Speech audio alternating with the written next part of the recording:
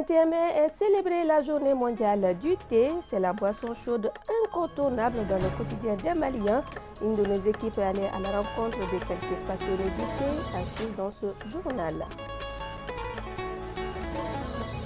Sensibilisation des jeunes aux conséquences des stupéfiants, notamment en milieu scolaire. C'est une initiative du réseau Prévision sous l'impulsion du festival Mali Reggae pour promouvoir la culture de la paix et le développement durable. Nous en parlerons dans cette édition. Vous avez choisi ORTM2 pour vous informer. Vous avez bien fait, mesdames et messieurs, bonsoir et bienvenue. Le 21 mai est consacré Journée mondiale du thé. C'est la boisson chaude incontournable dans notre quotidien, que cela soit au grain du quartier, dans la famille, au marché et même au bureau. Le thé est la boisson phare. Pour marquer cette journée mondiale du thé, notre reporter Awa Sidibé est allé à la rencontre de quelques passionnés. Suivons. Du thé, un peu de menthe et un peu d'eau pour 3 services. Telle est la méthode de préparation la plus couramment utilisée par les amateurs de thé. Très populaire chez nous, il est quasiment impossible de voir un rassemblement sans une théière à portée de main. Le grain en est le parfait exemple. Présent partout où l'on va, ces passionnés affirment que leur attachement au thé est tout simplement inexplicable. Nous adorons le thé. Quand nous venons, nous prenons les 3 normaux 6 fois. J'en bois à toute heure. Ma théière est toujours en service. Les jeunes femmes mariées viennent boire du thé ici. Ce que j'aime dans la préparation du thé, c'est que cela occupe l'esprit et empêche de médire sur les gens. Selon certains, le thé apporte plus de joie et rend les discussions plus vibrantes. Quand nous venons au grain ici et que nous préparons du thé, cela nous permet de passer le temps et d'oublier nos soucis. Lorsque nous n'avons rien à faire, nous pouvons commencer à boire du thé de 9h à 18h. Le thé me permet de rester en forme. C'est une source de motivation et cela me donne du courage. Je peux en boire partout et à n'importe quelle heure. Si quelqu'un m'en propose, je l'accepte volontiers. Je ne peux pas passer une journée sans boire du thé, sinon j'aurai des maux de tête. Ici, tant qu'il y a du thé, les gens sont toujours présents. Dans ce service, les travailleurs ont trouvé un moyen d'avoir du thé à tout moment. Nous nous relayons à tour de rôle pour préparer du thé. Nous ajoutons quelques feuilles de citron pour varier le goût. Je suis tellement habitué au thé que lorsque j'en bois pas, j'ai l'impression de manquer de quelque chose. Dès que le travail se calme, nous venons ici pour discuter un peu et savourer du thé. Il existe plusieurs marques de thé sur le marché. Toutefois, notre interlocuteur nous explique qu'elles proviennent toutes d'un seul pays. Nous proposons une variété de marques de thé, toujours originaires de Chine. Vous avez simplement à choisir le nom que vous souhaitez pour votre thé. Je suis vendeur de thé, mais je ne savais pas qu'il existait une journée dédiée au thé. Je vais de boutique en boutique pour livrer le thé, de même que les grains. Pendant les périodes plus calmes, je peux vendre environ un carton de thé par jour. Lorsque le marché est florissant, je peux facilement en vendre plusieurs. Le business du thé, c'est un business lucratif, surtout au Mali, parce qu'on considère qu'aujourd'hui le Mali c'est une plaque tournante en fait en matière de thé. Et dès que vous arrivez vraiment à vous pénétrer, surtout dans le domaine en fait du thé au Mali, forcément, c'est-à-dire les autres régions qui nous entourent, c'est encore plus facile. Les grossistes pensent que c'est eux en réalité les principaux clients. Le thé vert est largement consommé chez nous. Il est devenu un trait caractéristique de notre culture et un symbole de fierté pour de nombreux pays, d'où la célébration de cette boisson en cette journée du 21 mai. Deuxième jour de sensibilisation des jeunes aux conséquences des stupéfiants, notamment en milieu scolaire, et cela en vue de promouvoir la culture de la paix et le développement durable. C'est une initiative du réseau Prévision sous l'impulsion du festival Mali Reggae. Il s'agit pour l'organisation de contribuer à la sensibilisation de la couche juvénile. Astanso.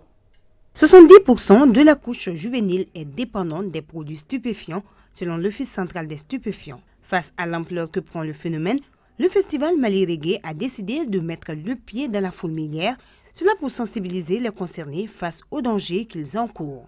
Notre vigilance face aux addictions doit être permanente. Nous savons que les tentations sont nombreuses et que les dangers sont réels. C'est pourquoi nous encourageons sans cesse les alternatives saines et constructives qui nous permettent, à nous les jeunes, de nous épanouir sans recourir à des substances destructrices. Afin de mener à bien ce combat qui nécessite l'implication de tout un chacun, le réseau prévient à pour cette occasion mobiliser d'acteurs décidés à bouter les produits stupéfiants hors du Mali. Cette lutte, vraiment, c'est une lutte très rude, c'est une guerre contre quelque chose qui a miné le monde entier. Si vous arrivez à sortir les enfants de ce fléau, je pense que c'est pour construire ce pays-là. Les jeunes représentent 49% de la population.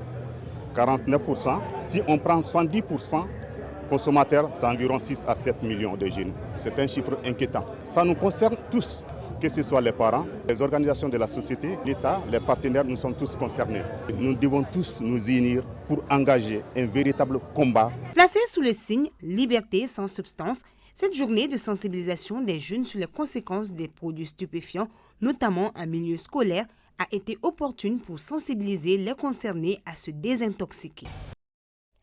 Journée de recherche, de stratégie et de conseils favorisant l'entrepreneuriat pendant les études universitaires. C'est une initiative de l'Association pour la promotion de l'entrepreneuriat en milieu universitaire.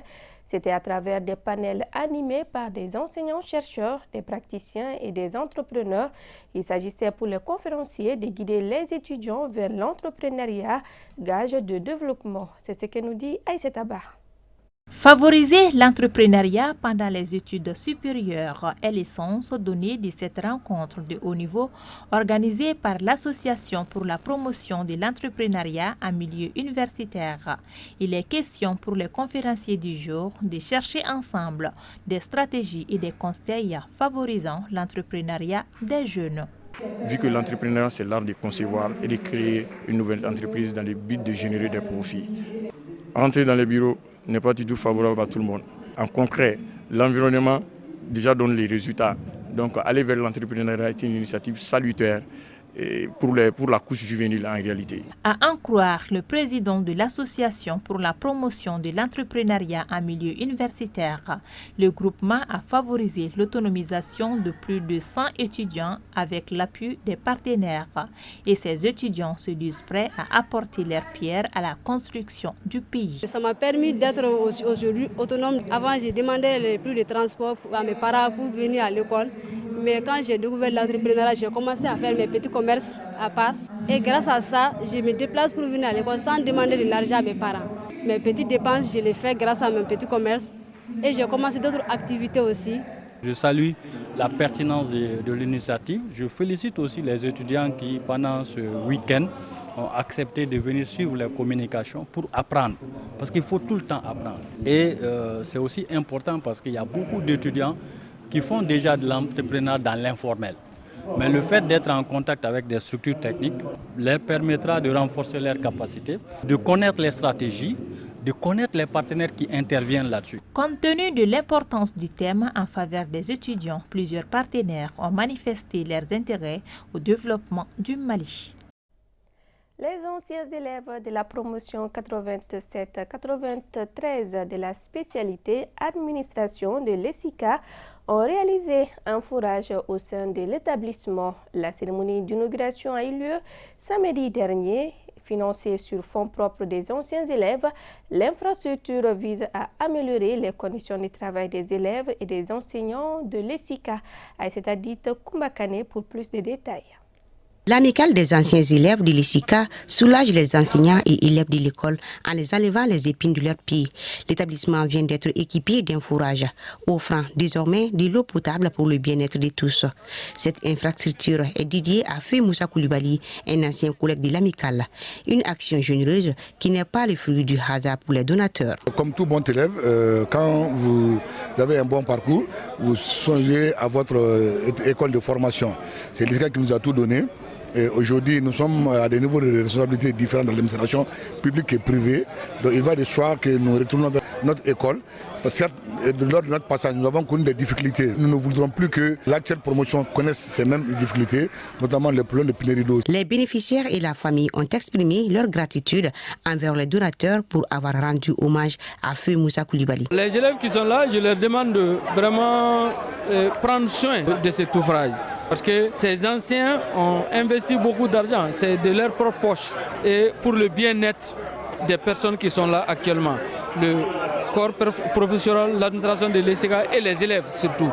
Je remercie l'amicale pour cela. Si l'amicale a pensé à Moussa aujourd'hui, lui dédier ce forage-là aujourd'hui, nous ne faisons que remercier Sarik l'amicale. Parce que Moussa, il restera dans notre cœur à vie. En plus de cette donation, les anciens élèves de l'ISIC envisagent d'organiser une journée de salubrité dans l'établissement. Les berges du Palais de la Culture Amadou Hampâté-Bâ ont accueilli la toute première édition du festival Fête foraine, un événement qui a réuni les tout-petits accompagnés de leurs parents. La première édition de la Fête foraine ou encore Zone ouverte est une initiative visant à créer un espace de loisirs pour toutes les personnes qui souhaitent se divertir. Modibo Sidibé. Les berges du Palais de la Culture, transformées en un véritable temple de loisirs le temps de 2 jours, c'est là à la faveur d'un festival dénommé la Fête foraine qui en est à sa toute première édition. Donc les gens ont vraiment besoin de changer d'air, raison pour laquelle on a décidé de rassembler tous les acteurs qui sont dans le divertissement, histoire de divertir les gens, parce qu'il y a des gens qui partent en dépression, alors que la dépression ça peut tuer. Et vraiment, le divertissement aussi est bien pour l'organisme des enfants. Sur le site du festival, une panoplie d'activités avec des prix abordables qui font le bonheur des festivaliers. Par exemple, il y a les gens de Hobby Club qui sont là pour les enfants. Il y a Jean Fleur de Bamako aussi qui sont là pour les enfants. Mais en même temps, ils peuvent faire aussi des tours de bateau avec leurs parents. J'ai joué du trampoline. Tu as aimé? Je pense que c'est une bonne initiative parce qu'une fête foraine, c'est une fête de jeux qui fait que différents parents vont venir avec leurs enfants. Donc je pense que c'est une belle initiative. Des expériences uniques également que nous avons vécues, comme ces petits tours en bateau sur le fleuve Niger. Bon, comme c'est ma toute première fois de faire une balade en bateau, je trouve que c'est super, c'est une bonne expérience. C'est des activités, c'est des jeunes qui l'ont fait et c'est des trucs à supporter surtout. Il y a 7 axes et de 2, ça fait passer le temps. La Fête foraine, première édition, c'est une aubaine pour les exposants, une vingtaine, de faire des chiffres d'affaires à ces rendez-vous. Ah oui, la Fête foraine est venue à point nommé parce que c'est vraiment une activité qui va fortement contribuer à la promotion du tourisme domestique que nous représentons sur place ici avec notre activité que vous venez de pratiquer sur le fleuve Djoliba. C'est à 3 000 francs par personne pendant le festival et hors du festival, nous sommes à 10 000 francs par personne. On fait des salades de fruits et des menthes au lait aussi. Oui, ça va, c'est attractif et on fait de l'argent aussi. Pour cette toute première édition, les organisateurs de la Fête foraine se réjouissent de l'engouement qu'il y a eu autour de ces festivals, véritable espace de loisirs, de divertissement et de détente. Les regards sont tournés vers la 2e édition à présent avec des nouveautés. Et c'est ce qui met fin à cette édition. Grand merci à vous de nous avoir suivis. Ne zappez surtout pas, Mariama Kassambra est déjà prête pour l'édition en Bamananka.